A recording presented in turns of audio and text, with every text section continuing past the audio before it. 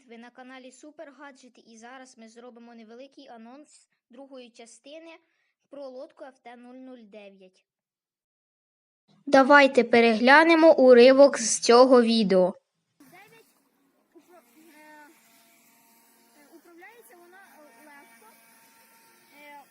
в порівнянні з її, як я бачив, головним конкурентом VT912 набагато краще.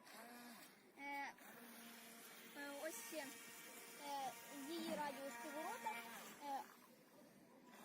Вона маневрена, і ось я в першій частині розказував, що в неї є функція автоперевороту. Але щоб вона перевернулася, це дуже важко зробити. В неї, ще хочу розказати, як її в неї відлічує від ВТ-12.